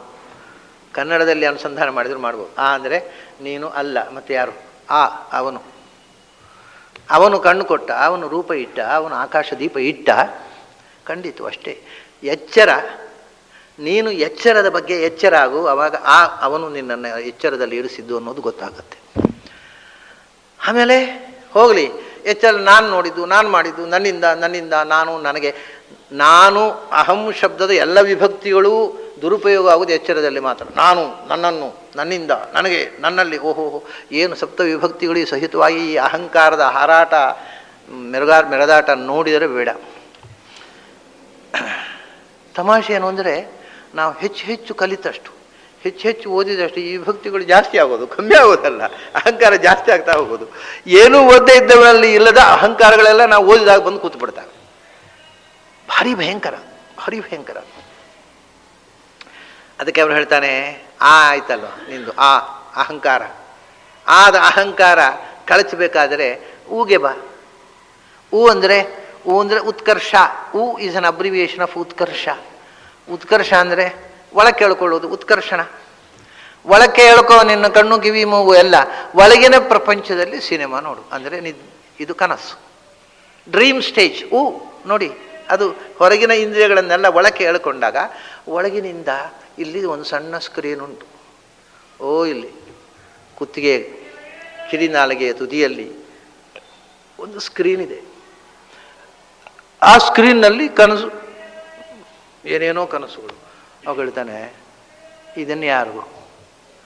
ನಾನು ಕನಸು ಕಂಡೆ. ಹೌದಾ? ನೀನೇ ಕಂಡದ್ದ? ನೀನು ರಾತ್ರಿ ಮಲ್ಕೊಳ್ಳುವ ಇಂಥ ಕನಸು ಬೀಳಬೇಕು ಅಂತ ಯೋಚನೆ ಮಾಡಿ ಮಲ್ಕೊಂಡಿದ್ಯಾ? ಹೌದು, ಮಲ್ಕೊಂಡಿದ್ದು ನಾನೇನೋ ಅಪ್ಸರ ಸ್ತ್ರೀ ಕಾಣಬೇಕು ಅಂತ, ಕಂಡದ್ದು ಭಯಾನಕವಾದ ರಕ್ಕಸಿ. ಓಹೋ, ಹಾಗಾದ್ರೆ ಮತ್ತೆ ಕನಸಿನಲ್ಲಿ ನಿನ್ನ ಯಾವ ಹಿಡಿತವೂ ಇಲ್ಲ. ಎಚ್ಚರದಲ್ಲಿ ಆದರೆ ನಾನು ನೋಡಿದೆ.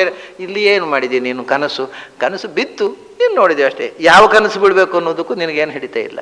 ಯಾಕೆ ಬೀಳುತ್ತೆ ಗೊತ್ತಿಲ್ಲ. ಅದಕ್ಕೆ ಉಪನಿಷತ್ತನ್ನು ಹೇಳ್ತಾರೆ, ದೃಷ್ಟಂಚ ಅದೃಷ್ಟಂಚ, ಶ್ರುತಂಚ ಅಶ್ರುತಂಚ, ಸಚ್ಚ ಅಸಚ್ಚ ಸರ್ವಂ ಪಶ್ಯತಿ ಸರ್ವಃ ಪಶ್ಯತಿ ಅಂತ. ಇದ್ದದ್ದು ಇಲ್ಲದ್ದು, ಕೇಳಿದ್ದು ಕೇಳದ್ದು, ಅನುಭೂತಂಚ ಅನನುಭೂತಂಚ. ಯಾಕೆಂದರೆ ನಾವು ಎಚ್ಚರದಲ್ಲಿ ಕಂಡದ್ದು ಕನಸಲ್ಲಿ ಕಾಣೋದು ಅಂತ ಸೈಕಾಲಜಿಸ್ಟ್ ಹೇಳ್ತಾರೆ. ಅದಕ್ಕೆ ಕೆಲವು ಎಕ್ಸೆಪ್ಷನ್ ಇದೆ. ಸುಮಾರು 100ಕ್ಕೆ 99 ಅಂಶ ನಮ್ಮ ಸ್ವಪ್ನಶ ವಿದ್ಯೆಯನ್ನು ಬಲ್ಲವರು ಪ್ರಾಚೀನರು ಹೇಳೋದು ಅದನ್ನೇ. ಎಚ್ಚರದಲ್ಲಿ ಒಂದು ಮನುಷ್ಯನನ್ನು ನೋಡ್ತಾನೆ, ಒಂದು ದನವನ್ನು ನೋಡ್ತಾನೆ. ಆ ಮನುಷ್ಯನನ್ನು ದನ ಓಡಿಸ್ಕೊಂಡು ಹೋಗುವಂಥ, ಆ ಕೋಡಿನಿಂದ ಮನುಷ್ಯನ ತಿವಿಯುವಂಥ ದೃಶ್ಯ ಒಂದು ಎಚ್ಚರದಲ್ಲಿ ನೋಡಿದ. ರಾತ್ರಿ ಕನಸು ಬಿತ್ತು, ದನ ಇಲ್ಲ, ಮನುಷ್ಯನಿಗೆ ಕೋಡು ಬಂದಿರುತ್ತೆ ಅಷ್ಟೇ. ಕೋಡು ಎಚ್ಚರದಲ್ಲಿ ನೋಡಿದ್ದಾನೆ, ದನವನ್ನು ಮನುಷ್ಯನ ನೋಡಿದ್ದಾನೆ, ಆ ಮನುಷ್ಯನಿಗೆ ಕೋಡು ಬಂದುಬಿಡುತ್ತೆ. ಕೋಡಿನ ಮನುಷ್ಯ ಅದು ಎಚ್ಚರದಲ್ಲಿ ಎಲ್ಲಿಯೂ ಇರೋದಿಲ್ಲ, ಅದು ಕನಸಿನಲ್ಲಿ ಬರುತ್ತೆ. ಯಾಕೆಂದರೆ ಕ್ಲಬ್ ಆಗುತ್ತೆ, ಎರಡು ಎಕ್ಸ್ಪೀರಿಯನ್ಸ್ಗಳು ಕ್ಲಬ್ ಆಗಿ ಮತ್ತೊಂದು ವಸ್ತು ಕಾಣುತ್ತೆ. ಹಾಗೆ ಮೊಲಕ್ಕೆ ಕೋಡು ಕನಸಿನಲ್ಲಿ ಬರ್ಬೋದು. ಅದಕ್ಕೆ ಸಚ್ಚ ಅಸಚ್ಚ, ಇರೋದು ಇಲ್ಲದೆ ಇರೋದು, ಮಂಗಳ ಅಮಂಗಳ, ಸುಘಟ ದುರ್ಘಟ ಎಲ್ಲ ಕಾಣ. ದುರ್ಘಟ ಯಾವುದು ಅಘಟನೀಯವೋ ಅದೆಲ್ಲವೂ ಕನಸಿನಲ್ಲಿ ಘಟಿಸಬಹುದು.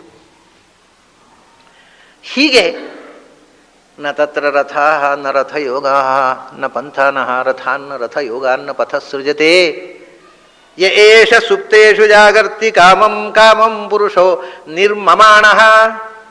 ಅವರಿಗೆ ನೋಡಿ ಬೇಕು ಅಂತ ಉಪನಿಷತ್ಕಾರರು ನಿರ್ಮಿಮಾಣಃ ಅಂತ ಶಬ್ದ ಆಗಬೇಕು ವ್ಯಾಕರಣ ಪ್ರಕಾರ. ಈ ವ್ಯಾಕರಣದವರನ್ನು ವೈದಿಕರು ಅಂತೂ ಯಾವ ಲೆಕ್ಕಕ್ಕೂ ತಗೊಳ್ಳೋದಿಲ್ಲ. ನೀವು ನಿರ್ಮಿಮಾಣ ಅಂತೇಳಿ ನಾವು ನಿರ್ಮಮಾಣ ಅಂತ ಹೇಳೋರು. ಏನು ಮಮಾಣ ಅಂದರೆ ಯಾವ ರೂಪರಿ? ಅದು ಮಿಮಾನ, ಅದೇ ಮಮಾನ. ಅದು ಯಾವುದು? ಅದು ಅಕಾರಕ್ಕೆ ಇಕಾರ, ಇಕಾರಕ್ಕೆ ಅಕಾರ, ಅತಿಶಯಾರ್ಥ. ಈ ನಿರ್ಮಾಣ ಲೋಕ ವಿಲಕ್ಷಣ ಅಂತ ತೋರಿಸೋಕ್ಕೋಸ್ಕರ ನಾವು ನಿರ್ಮಿಮಾಣ ಅಂತ ಹೇಳೋದಿಲ್ಲ, ನಿರ್ಮಮಾಣ ಅಂತ ಹೇಳ್ತೇವೆ. ಯಾಕೆಂದರೆ ಅದು ಇದು ವಿಲಕ್ಷಣ, ಇದು ಲೋಕ ವಿಲಕ್ಷಣ. ಆ ಲೋಕ ವೈಲಕ್ಷಣ್ಯವನ್ನು 3ನೇ ಅಕ್ಷರ ತೋರಿಸುತ್ತೆ. ಅದು ನಿಮಗೆ ವ್ಯಾಕರಣ ಮಾತ್ರ ಓದಿದವರಿಗೆ ತಲೆಗೆ ಹೋಗೋದಿಲ್ಲ ಇಂಥ ವಿಷಯ. ಅದು ವೇದಾಂತಿಗಳಿಗೆ ಮಾತ್ರ ಅರ್ಥ ಆಗೋದು ಅಂತಾರೆ ಅವರು. ನಿರ್ಮಮಾಣ, ಅವಳು ನಿರ್ಮಲವಾಗಿ ಹೇಳ್ತಾರೆ, ಏನು ನಿಶಂಕೆಯಿಂದ ನಿರ್ಮಮಾಣ ಅಂತ. ವ್ಯಾಕರಣ ಓದ್ದವರಿಗೆ ಏನೋ ಒಂದು ಕಿವಿಗೆ ಕಾಲಿಗೆ ಒಂದು ಹರಳು, ಚಪ್ಪಲಿ ಒಳಗೆ ಹರಳು ಸೇರಿಕೊಂಡ, ಏನ್ರಿ ನಿರ್ಮಮಾಣ ಅಂತ ವೇದದಲ್ಲಿದೆ, ಯಾಕೆ ಪಾಣಿನಿಯೇ ಹೇಳಿ? ಅಲ್ರಿ ಪಾಣಿನಿಯನ್ನು ನೋಡ್ಕೊಂಡು ವೇದ ಋಷಿಗಳು ಮಂತ್ರ ದರ್ಶನ ಮಾಡಬೇಕಾ?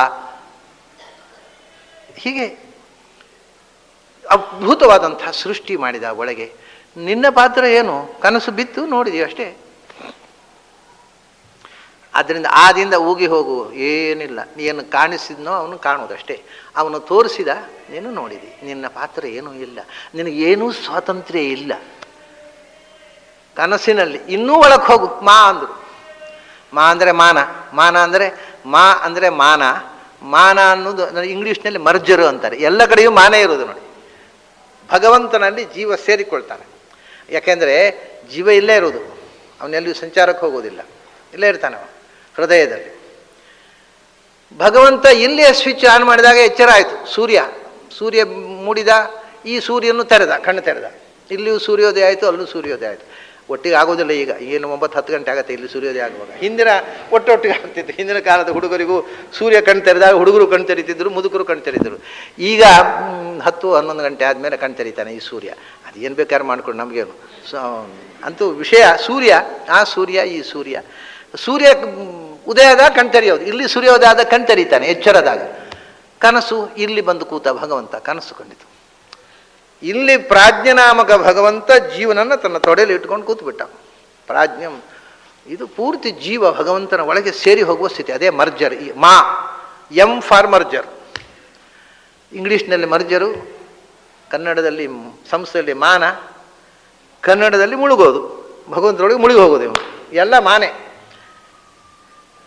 ಮಾನವ ಅಂತರ್ಗತಿ, ಅದರೊಳಗೆ ಮುಳುಗಿಬಿಟ್ಟ. ಸರಿ, ಭಗವಂತನೊಳಗೆ ಮುಳುಗಿಬಿಟ್ಟ ಜೀವ ನಿದ್ರೆ ಬಂತು. ಅದರ ಬಗ್ಗೆ ಯೋಚನೆ ಮಾಡು. ಭಗವಂತನ ಒಳಗೆ ನೀನು ಸೇರಿಬಿಟ್ಟಿಯಲ್ಲ, ಎಂಥ ಅದ್ಭುತ ನೋಡು. ಪ್ರಪಂಚದಲ್ಲಿ ಭಗವಂತನಲ್ಲಿ ಹೋಗಿ ಸೇರುವುದು ಅಂದರೆ ಮೋಕ್ಷದಲ್ಲಿ ಮಾತ್ರ, ಸಂಸಾರದಲ್ಲಿ ಇಲ್ಲ. ಆದರೆ ಸಂಸಾರದಲ್ಲೂ ಒಮ್ಮೆ ನೀನು ಪ್ರತಿದಿನ ಭಗವಂತನನ್ನು ಹೋಗಿ ಸೇರ್ತೀಯ. ಆದರೂ ನೀನು ಮತ್ತೆ ಹೇಳ್ತೀಯ. ಯಾಕೆಂದರೆ ಭಗವಂತನಲ್ಲಿ ಸೇರಿದ್ದೇನೆ ಅಂತ ಗೊತ್ತಿಲ್ಲ. ಆದ್ದರಿಂದ ಮತ್ತೆ ಮರಳಿ ಬರ್ತೀಯ. ಆದ್ದರಿಂದ ಭಗವಂತನಲ್ಲಿ ಸೇರಿದ್ದರಿಂದ ದುಃಖ ಇಲ್ಲ. ನಿರ್ದುಃಖವಾದ ಸ್ಥಿತಿ ಮನುಷ್ಯನಿಗೆ ಸಂಸಾರದಲ್ಲಿಯೂ ಇರುವುದು ನಿದ್ರೆಯಲ್ಲಿ ಮಾತ್ರ. ಎಚ್ಚರದಲ್ಲಿ ದುಃಖ ಉಂಟು, ಸುಖ ಉಂಟು. ಕನಸಿನಲ್ಲಿ ದುಃಖ ಉಂಟು, ಸುಖ ಉಂಟು. ನಿದ್ರೆಯಲ್ಲಿ ದುಃಖ ಯಾರಿಗೂ ಆಗಲಿಲ್ಲ. ಈ ತನಕ ಆಗಲಿಲ್ಲ, ಈಗ ಆಗ್ತಾ ಇಲ್ಲ, ಇನ್ನು ಮುಂದೆ ಆಗೋದು ಇಲ್ಲ. ಯಾಕೆಂದರೆ ಭಗವಂತನ ಒಳ ಕೂತವನಿಗೆ ದುಃಖ ಆಗೋದು ಹೇಗೆ ರೀ? ಪೂರ್ತಿ ಭಗವಂತ ಕವರ್ ಮಾಡಿ. ಪ್ರಾಜ್ಞಾಲಿಂಗನ ಆನಂದವಾಗಿದ್ದಾನೆ. ನಿದ್ರೆಯಲ್ಲಿ ದುಃಖ ಆಯಿತು ಅಂತ ಈವರೆಗೆ ಯಾರಿಗೂ ಎಕ್ಸ್ಪೀರಿಯನ್ಸ್ ಆಗಲಿಲ್ಲ. ಬೆಳಗಾತ ಎದ್ದು ಆನಂದವಾಗಿ ನಿದ್ರೆ ಬಂತು, ಭಾರೀ ರಗಳೆ ಮಾಡ್ರೆ ನಿದ್ರೆ ಬರಲಿಲ್ಲ. ಬಾರದೇ ಇದ್ದದ್ದು ದುಃಖ ಹೊರತು ಬಂದದ್ದು ದುಃಖ ಆಗೋದಿಲ್ಲ ಯಾರಿಗೂ. ನಿದ್ರೆ ಬರಲಿಲ್ಲ ಅಂತ ದುಃಖ ಪಡುವವರುಂಟು, ನಿದ್ರೆ ಬರೋಲ್ವಲ್ಲ ಅಂತ ದುಃಖ ಪಡುವವರುಂಟು, ನಿದ್ರೆ ಮಾತ್ರೆ ತಗೊಳ್ಳುವವರುಂಟು. ಆದರೆ ನಿದ್ರೆ ಅನ್ನೋದು ದುಃಖ ಅಲ್ಲ. ಯಾಕೆ ಅಂದರೆ ಅದು ಭಗವಂತನ ಜೊತೆಗೆ ಇರುವಂಥದ್ದು. ಆದರೂ ಕೂಡ ಭಗವಂತನ ಜೊತೆಗೆ ಇದ್ದೇನೆ ಅನ್ನೋ ಅರಿವು ಇಲ್ಲದೆ ಇರುವುದರಿಂದ ಅದು ಆನಂದದ ಸ್ಥಿತಿ, ಆದರೆ ಅಜ್ಞಾನದ ಸ್ಥಿತಿ ಆಗೋಯ್ತು. ಆ ಅಜ್ಞಾನದಿಂದ ಭಗವಂತನಿಂದ ಮತ್ತೆ ದೂರ ಸರಿದ. ಇಲ್ಲದ್ರೆ ಭಗವಂತನ ಜೊತೆಗೆ ಕೂತು ಬಿಡ್ಬೋದಿತ್ತು, ದೂರ ಸರಿದ. ಹಾಗಾದರೆ ಇದ್ದದ್ದರಲ್ಲಿ ಅದ್ಭುತವಾದ ದುಃಖದ ಅನುಭವವೇ ಇಲ್ಲದ ಆನಂದದ ಸ್ಥಿತಿ ಉಂಟಲ್ಲ ಅದು ಹೇಗೆ ಬಂತಯ್ಯ? ನಿನ್ನ ಕಾರಬಾರ ಮಾಡಿದ ನೀನು ಎಲ್ಲೆಲ್ಲಿ ಕಾರಬಾರ ಮಾಡಿದೆ ಅಲ್ಲೆಲ್ಲ ದುಃಖ ಉಂಟು. ಕೇವಲ ಆನಂದದ ಕಾರಬಾರು ಅಂತ ನಿನ್ನ ವ್ಯವಹಾರದಲ್ಲಿ ಇಲ್ಲ. ಎಚ್ಚರದಲ್ಲಿ ಕಾರಬಾರ ಮಾಡಿದ್ವಿ, ಮಾಡಬೇಕಾದ್ದು ಮಾಡಿದ್ವಿ, ಮಾಡಬಾರದ್ದು ಮಾಡಿದ್ವಿ, ಒಂದಿಷ್ಟು ತಾಪತ್ರಯ ಮಾಡ್ಕೊಂಡು ಕೈಕಾಲು ಸುಟ್ಕೊಂಡು ತಲೆ ಬಿಸಿ ಮಾಡ್ಕೊಂಡು ಮನೆಯಲ್ಲಿ ಕೂತಿ. ಕನಸಿನಲ್ಲಿ ಏನೇನೋ ಕನಸು ಬಿತ್ತು, ಹೆದರ್ಕೊಂಡು ಕೂತಿ. ನಿದ್ರೆಯಲ್ಲಿ ಆನಂದ ಮಾತ್ರ ಆಯ್ತಲ್ಲ, ಅದಕ್ಕೆ are you responsible for that? ಅಯ್ಯೋ, ನಮಗೆ ನಿದ್ರೆ ಬಂದದ್ದೇ ಗೊತ್ತಿಲ್ಲ, ನಾವೇನು ರೆಸ್ಪಾನ್ಸಿಬಲ್? ನಿದ್ರೆ ಬಂದದ್ದೇ ಗೊತ್ತಿಲ್ಲ, ಆಮೇಲೆ ಗೊತ್ತಾದದ್ದು ಯಾವ ಎಚ್ಚರ ಆದಮೇಲೆ ನಿದ್ರೆ ಬಂದಿತ್ತು ಅಂತ. ಎಚ್ಚರವಾಗದೇ ಇರ್ತಿದ್ರು ಊನವ್ರು ಹೊತ್ಕೊಂಡು ಹೋಗ್ತಿದ್ರು 4 ಜನ ಬಂದು. ಎಚ್ಚರ ಆದಮೇಲೆ ನಿದ್ರೆ ಬಂದಿತ್ತು ಅನ್ನೋದು ಗೊತ್ತಾಯಿತು. ಹೌದಾ? ನಿನಗೆ ನಿದ್ರೆ ಬಂದದ್ದು ಗೊತ್ತಿಲ್ಲ, ನಿನಗೆ ಎಚ್ಚರ ಆದದ್ದು ಗೊತ್ತಿಲ್ಲ. ನಿನಗೆ ವಿಶ್ರಾಂತಿ ಬೇಕಿತ್ತು, ನಿದ್ರೆ ಬರಿಸಿದವ ಯಾರು, ಎಚ್ಚರಗೊಳಿಸುವ ಯಾರು? ಅವನು ದಿಸ್ ಈಸ್ ಓಂ. ಅಕಾರ ಉಕಾರ ಮಕಾರಗಳನ್ನು ಚಿಂತನೆ ಮಾಡಿ ನಿನ್ನ ಬದುಕಿನ 3 ಅವಸ್ಥೆಗಳನ್ನು ನಿಯಂತ್ರಿಸುವ ಭಗವಂತನ ಅಧೀನವಾಗಿ ಬದುಕು ಇದೆ ಅನ್ನುವುದನ್ನು ಅನುಸಂಧಾನ ಮಾಡು. ಇನ್ನೇನಿದೆ ತಿಳ್ಕೊಳ್ಳಿಕ್ಕೆ? ಎಚ್ಚರ, ಕನಸುನಿದೆ, ಮತ್ತೆ ಹುಟ್ಟುವುದು ಸಾಯೋದು ಅಷ್ಟೇ. ಹುಟ್ಟಿ ಸಾಯೋ ತನಕ ಇರುವ 3 ಅವಸ್ಥೆಗಳು ಅವನ ಅಧೀನ. ಆಮೇಲೆ ಇನ್ನೊಂದು ಉಂಟಲ್ವಾ, 4ನೇ ಅವಸ್ಥೆ ಯಾವುದು? ಉಭಯಜ್ಞಾನ. ಕೆಲವರು ನಿದ್ರೆ ಮಾಡ್ತಾರೆ, ನಿದ್ರೆ ಮಾಡಿ ನಿದ್ದೆಯಲ್ಲೇ ಇರ್ತಾರೆ. ಎದ್ಕೊಂಡು ಸೀದಾ ಬಾತ್ರೂಮ್ ಹೋಗಿ ಒಂದಕ್ಕೆ ಮಾಡಿ ಬೋಲ್ಟ್ ಹಾಕ್ಕೊಂಡು ಬಾಡಿ ಮತ್ತೆ ಬೋಲ್ಟ್ ತೆಗೆದು ಮನೇಲಿ ಬಂದು ಪುನಃ ಮನೆ ಬೆಡ್ರೂಮ್ನ ಬೋಲ್ಟ್ ಹಾಕಿ ಮಲಗಿ ನಿದ್ರೆ ಮಾಡಿಬಿಡ್ತಾರೆ. ಬೆಳಗಾದ ಹೇಳಿದ್ರೆ ಒಂದೂ ಗೊತ್ತಿಲ್ಲ ಅವರಿಗೆ. ಇದಕ್ಕೆ ಇದು ಊ ಸ್ಟೇಜು ಅಂತ ಹೇಳ್ತಾರೆ. ಆನೂ ಅಲ್ಲ, ಇದು ಊನೂ ಅಲ್ಲ, ಎಚ್ಚರವೂ ಅಲ್ಲ, ಕನಸು ಅಲ್ಲ. ಎಚ್ಚರ ಕನಸು ಕ್ಲಬ್ ಆಗಿಬಿಡುತ್ತೆ. ಯಾಕೆಂದರೆ ಇಲ್ಲಿಯ ಸ್ವಿಚ್ ಆನ್ ಆಗಿದ್ದದ್ದು ಹಾಗೇ ಇರುತ್ತೆ, ಇಲ್ಲಿಯ ಸ್ವಿಚ್ ಆನ್ ಆಗಿಬಿಡುತ್ತೆ. 2 ಸ್ವಿಚ್, ಎಚ್ಚರ ಮತ್ತು ನಿದ್ರೆ, ಕನಸಿನ ಸ್ವಿಚ್ ಆನ್ ಆಗಿಬಿಟ್ರೆ ಕನಸಿನ ಕೆಲಸವನ್ನೂ ಮಾಡ್ತಾನೆ, ಎಚ್ಚರದಲ್ಲಿ ಮಾಡಿದ ಹಾಗೆ ಅವನು ಸೀದೆ ಎದ್ಕೊಂಡು ಹೋಗ್ತಾನೆ ಬಾತ್ರೂಮಿಗೆ. ಅವನಿಗೆ ಅದು ಕನಸು, ಅವನಿಗೆ ಕನಸು ಬೀಳ್ತಾ ಇರುತ್ತೆ. ಬಾತ್ರೂಮಿಗೆ ಹೋದೆ, ಒಂದಕ್ಕೆ ಮಾಡಿದೆ ಅಂತ ಕನಸು ಬೀಳ್ತಾ ಇರ್ತದೆ, ಇಲ್ಲಿ ಕಾಲು ಹೋಗ್ತಾ ಇರ್ತದೆ. ಯಾಕೆಂದರೆ ಎಚ್ಚರದ ಸ್ವಿಚ್ ಆನ್ ಆಗಿರೋದಿಲ್ಲ, ಕನಸಿನ ಸ್ವಿಚ್ ಆನ್ ಆಗಿಬಿಟ್ಟಿದೆ, ಇದು ಆಫ್ ಆಗಿರಲಿಲ್ಲ. ಇದು ಏನಂದರೆ ದಿಸ್ ಈಸ್ ಊ ಸ್ಟೇಜ್. ಇದು ಬರೇ ಆನ್ ಅಲ್ಲ. ಯಾಕಂದರೆ ಇದು ಇನ್ನೂ ವಿಚಿತ್ರ. ಏನು ಅದ್ಭುತ ಇದು! ಎಚ್ಚರದ ಹಾಗೂ ಮಾಡ್ತಾನೆ, ಕನಸನಾಗಿ. ಹಾಗಾಗಿ ಓಂಕಾರ ಹೇಳದ ಒಂದು ಸ್ಟೇಜೇ ಇಲ್ಲ ಮನುಷ್ಯನದ್ದು. ಮನುಷ್ಯನ ಎಲ್ಲ ಅವಾಂತರ ಸ್ಥಿತಿ ಅಂತರಗಳನ್ನು ನಿಯಂತ್ರಿಸುವ ಭಗವಂತನನ್ನು ಓಂ ಹೇಳುತ್ತೆ. ಬದುಕಿನ ಎಲ್ಲ ಮುಖವೂ ಬಂತಿಲ್ಲ, ಹೊಸ ಸಂಗತಿಯನ್ನು ಹೇಳಲಿಕ್ಕೆ ಏನೂ ಇಲ್ಲ ಅನ್ನುವಂಥ ಅನುಸಂಧಾನ ನಮಗೆ ಕೊಡ್ತಕ್ಕಂಥ ಓಂಕಾರ. ನಮ್ಮ ಬದುಕಿನ ಎಲ್ಲ ರಹಸ್ಯಗಳನ್ನ ಹೇಳುವ ಇನ್ನೊಂದು ಅಕ್ಷರ ಯಾವುದಾದ್ರೂ ಇದ್ದರೆ ನಾಳೆ ಬರ್ಕೊಂಡು ಬನ್ನಿ, ಅದ್ರ ಬಗ್ಗೆ ಮಾತಾಡೋಣ. ಇರದೇ ಇದ್ದರೆ ಕೃಷ್ಣ ಯಾಕೆ ಓಂಕಾರ ಬೀಜಾಕ್ಷರ? ಅದು ಒಂದು ನನ್ನ ಮಹಾವಿಭೂತಿ ಓಂಕಾರದಲ್ಲಿದೆ ಎಂದರೆ ಜಗತ್ತಿನ 3 ವೇದಗಳ ಸಾರವನ್ನೆಲ್ಲ ತುಂಬಿದ ಬೀಜಾಕ್ಷರ ಅದು. ಅದನ್ನು ನಾವು 3 ವೇದಗಳ ಸಾರ ಹೇಗೆ ಅನ್ನೋದನ್ನು ಹೇಳಿಲ್ಲ. ಅದರ ಬಗ್ಗೆ ಇನ್ನೂ ಮತ್ತೆ ಸ್ವಲ್ಪ ನಾವು ಮಾತನಾಡುವುದಿದೆ. ಓಂಕಾರದ ಬಗ್ಗೆ ಹೇಳಿದಷ್ಟು ಮುಗಿಯೋದಿಲ್ಲ, ಹೇಳಬೇಕಾದ ಸಂಗತಿಗಳು ತುಂಬ ಇವೆ. ಇನ್ನೂ ಸ್ವಲ್ಪ ವಿಷಯ ಬೇಕಿದ್ದರೆ ಅದರ ಬಗ್ಗೆ ನಾಳೆ ಯೋಚನೆ ಮಾಡೋಣ. ನಾಳೆ ಸೇರಿದಾಗ ಅದರ ಮುಂದೆ ಸ್ವಲ್ಪ ಆದರೂ ಮುಂದೆ ಹೋಗ್ಲಿಕ್ಕೆ ಆಗುತ್ತೋ ನೋಡೋಣ, ಪ್ರಯತ್ನ ಮಾಡೋಣ. ಯಾಕೆಂದರೆ ನಮ್ಮದು ಕುಂಟು ಕಾಲು, ಭಗವದ್ಗೀತೆ ಕುಂಟು ಕಾಲ ನಡೀತಾ ಇದೆ. ಸ್ವಲ್ಪ ಮುಂದೆ ಓಂಕಾರ ಬಂದ ಮೇಲೆ ಮುಂದೆ ಸ್ವಲ್ಪ ವೇಗವಾಗಿ ಮುಂದುವರಿಲಿಕ್ಕೆ ಆಗುತ್ತೋ ನೋಡೋಣ. ನಾಳೆ ಸಂಜೆ ಸೇರಿದಾಗ ಅಲ್ಲಿ ತನಕ ನಿಮಗೆಲ್ಲ ಅಭಿನಂದನೆಗಳು ಮತ್ತು ಅಭಿವಂದನೆಗಳು.